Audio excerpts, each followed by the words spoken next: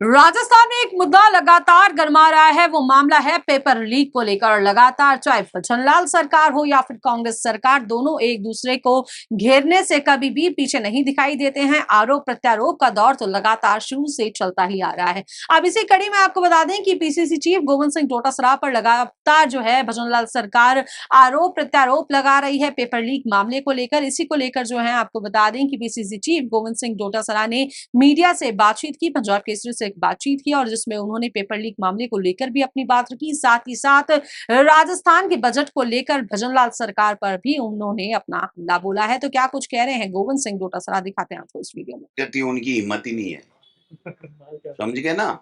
मेरे पे व्यक्तिगत कोई आरोप लगाने की किसी की औकात ही नहीं है, किसी की हिम्मत भी नहीं है और लगा भी नहीं सकता। ये सदन है, ये हवा हवाई बातें कर रहे हैं। मैंने तो कल भी कहा था, मैं आज भी कह रहा हूं, जिस किसी भी प्रकरण में जिस किसी को भी सरकार को लगता है कि हमें जांच करनी है, उसको जांच करे और जांच को अंजाम तक पहुंचाए। किसी को कोई ऐतराज हो ही नहीं सकता, इसलिए किसी की हिम्मत नहीं है, पूछ लेना उनको। कोई कार्यक्रम थोड़ी है, कार्यकर्ता उत्साही कार्यकर्ता आए हैं, धन्यवाद। बाकी कोई कार्यक्रम थोड़ी किया है। पार्टी ने कोई 4 साल हो गए, 3 साल हो गए, 2 साल हो गए, 5 साल हो गए, वो तो पार्टी जब तक जिम्मेदारी जिसको देती है वो अपना काम करता है, कर्तव्यों का निर्वहन करता है। भाजपा के नेताओं का हटते जा रहे हैं, कहीं कांग्रेस पार्टी में आने का मूड तो नहीं है। कई नेता है जो भाजपा ज्वाइन की थी उन्होंने छोड़ दी है। लिटल बैरवाजी ऐसे कोई कांग्रेस इतनी सस्ती है कि चाहे जब चले जाओ और चाहे जब ले लेंगे। सर, उनका कहना है कि कई और लोग भी संघर्ष में जुड़ रहे हैं, उनको सबको समेट के ले आऊंगा कांग्रेस लेगी तभी तो आएंगे।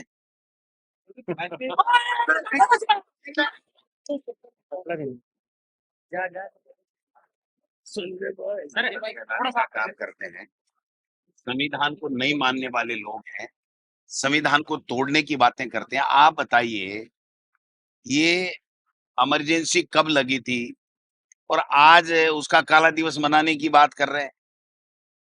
कभी कह रहे हैं कि स्कूलों में सावरकर को पढ़ाएंगे, उनका दिन मनाएंगे, कभी कुछ कहते हैं, कभी कुछ कहते हैं, कभी जम्मू कश्मीर की बात ले आते हैं, कभी 300 धारा 370 की बात ले आते हैं। मैं ये कहता हूं कि ये भारत का संविधान जो बाबा साहब ने दिया है उसके मुताबिक इस देश को चलना है।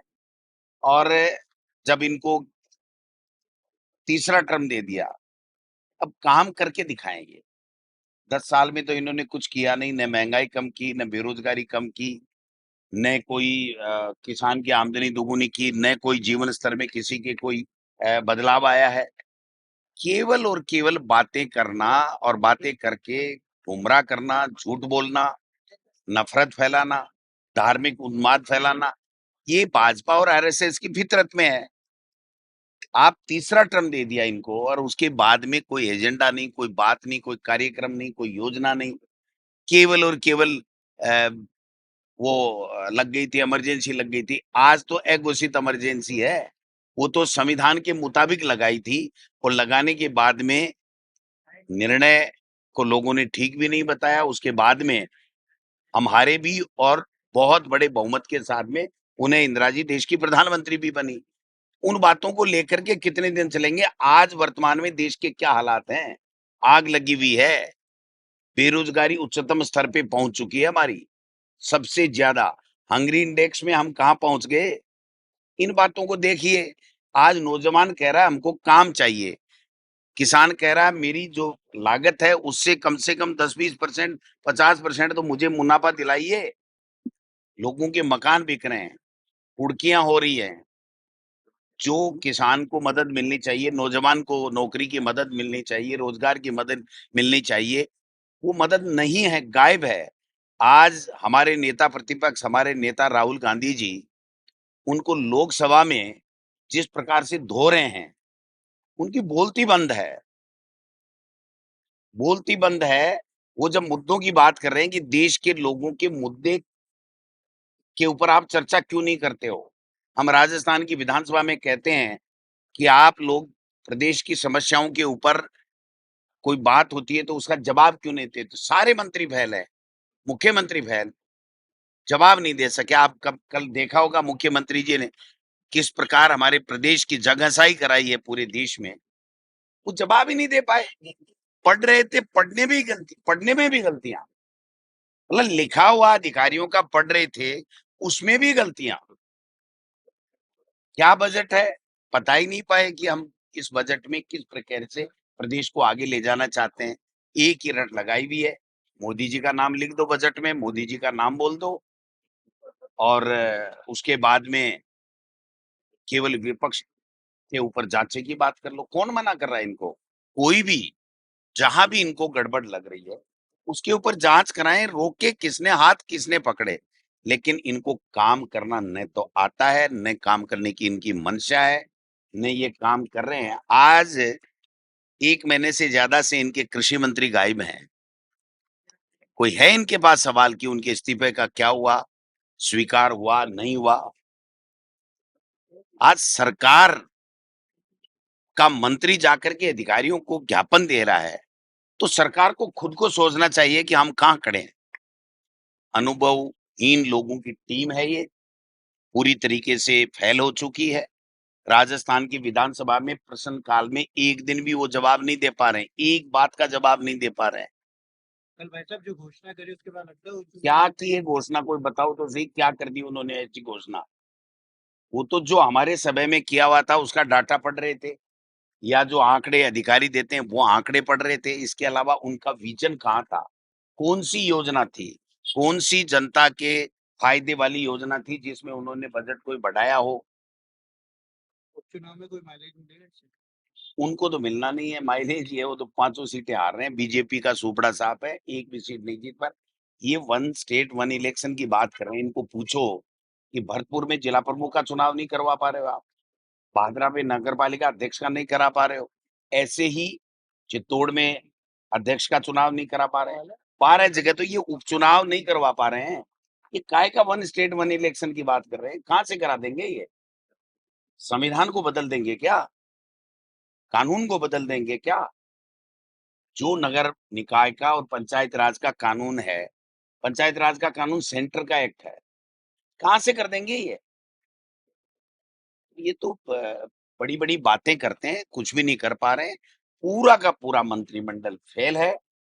दिल्ली मुख्यमंत्री को 5-7 बार तलब कर लिया गया है, कड़ी कड़ी चेतावनियां भी दी गई हैं। देखते हैं कितना असर होता है, कितना बदलाव होता है, क्या होता है, वो भविष्य के गर्भ में है। बिजली की रेट एक बार महंगी बिजली का करंट बिजली का हम 1 तारीख और 2 तारीख को पूरे ब्लॉक और जिलों में धरना प्रदर्शन कर रहे हैं। बिजली पानी पे एक चर्चा की बात कर रहे हैं, हम चर्चा में भाग लेंगे और ढंग से इनको घेरेंगे। मैं एक बात और कहना चाहता हूँ आपके माध्यम से, मैं उम्मीद करता हूँ कि मीडिया इस बात को प्रमुखता से ले। आजादी के बाद से जब से विधानसभा का गठन हुआ है, पहली विधानसभा का, तब से लेकर के आज तक ऐसा कोई सत्र नहीं आया जिसमें कानून व्यवस्था के ऊपर चर्चा नहीं हुई।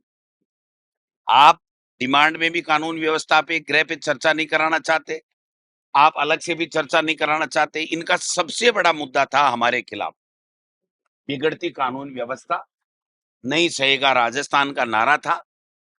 आज 6 महीने में वो इनके उल्टा पड़ रहा है। 6 महीने में जो बद से बदतर हालात हो गए हैं। आज आप बताइए, रोजाना शंकरलाल की हत्या हो गई, आज कोई जवाब देने वाला नहीं है। नाथद्वारा में एक छत के नीचे गिरने से 6 लोगों की मौत हो गई, कोई जवाब देने वाला नहीं है। गृह मंत्री स्वयं मुख्यमंत्री जी हैं, वो सदन में बैठते ही नहीं, शकल दिखाने आते हैं। केवल जिस दिन उनको रिप्लाई करना होता है, जवाब देना होता है, या जिस दिन बजट पेश किया गया 2 दिन आए। इतने बड़े हो गए, सदन से बड़े हो गए क्या? सदन के नेता अगर कभी सदन में आए ही नहीं तो वो किस बात के नेता हैं? उनको कैसे समझ में आएगी कि मेरा मंत्री कैसे जवाब दे रहा है? उनको कैसे समझ में आएगी कि प्रतिपक्ष क्या-क्या सवाल कर रहा है? उनको कैसे पता लगेगा कि हम सदन का अनुशासन कैसा है, मुझे क्या ठीक करना चाहिए? उनको कैसे पता चलेगा कि बजट में क्या कमी-खामी रह गई, लोग क्या बता रहे हैं? ये अंतर्यामी है क्या? वहां बैठ करके ये सब कुछ ज्ञान ले लेंगे और फिर ज्ञान लेकर के हजम कर लेंगे और हेलीकॉप्टर से उड़ करके उस ज्ञान को पूरे प्रदेश में बांटते घूमेंगे। ये इसलिए बनाते हैं क्या मुख्यमंत्री और मंत्री? इनके मंत्री नहीं रहते। प्रश्नकाल का कायदा है और शून्यकाल का कायदा है कि तमाम मंत्री, अगर वो राज्य के बाहर हो तो एक अलग बात है, बाकी वो अंदर रहते हैं। कभी भी प्रश्नकाल में या शून्यकाल में 25-26 में से 10 से ज्यादा मंत्री, 9-10 से ज्यादा कभी मंत्री नहीं रहते। आज आप देख लीजिए, जाकर के हालात देख लीजिए। आज स्पीकर को ये चेतावनी देनी पड़ी, सरकार के संसदीय कार्य मंत्री को ये कहना पड़ा कि मैं हिदायत देता हूं कि जब जिस डिपार्टमेंट की चर्चा होती है शून्य काल में और प्रश्न काल में, वहां पर अधिकारी नहीं रहते हैं, भविष्य में उनके नाम दिए जाएं। कौन अधिकारी नहीं थे? संसदीय कार्य मंत्री खुद कह रहा हुक्म की पालना हो जाएगी और उनके खुद के विभाग के बड़े अधिकारी नहीं थे वहां पर। तो आप, इकबाल तो खत्म हो गया, मुख्यमंत्री का इकबाल खत्म, संसदीय कार्य मंत्री का इकबाल खत्म, और मुख्य सचेतक तो जाने है ही नहीं। कब खड़े होते हैं, कब बैठते हैं, कब बाहर जाते हैं, कब अंदर आते हैं, किसी को पता ही नहीं चलता। ये संवैधानिक पोस्ट है और हाउस में इन संवैधानिक पोस्टों का अपना अलग से महत्व है, और उस संवैधानिक पोस्ट की गरिमा बनाए रखना उनकी ड्यूटी में आता है। चाहे वो मुख्यमंत्री हो, चाहे नेता प्रतिपक्ष हो, चाहे वो संसदीय कार्य मंत्री हो, मंत्री हो, चाहे चीफ व्हिप हो। तो इनका तो हालात ये बने हुए हैं कि कोई जवाबदेही नहीं, कोई मुद्दे की बात नहीं। हल्ला करेंगे, मोदी मोदी का नारा बोलेंगे, और अब तो वैसे भी कम बोलने लग गए मोदी मोदी का तो।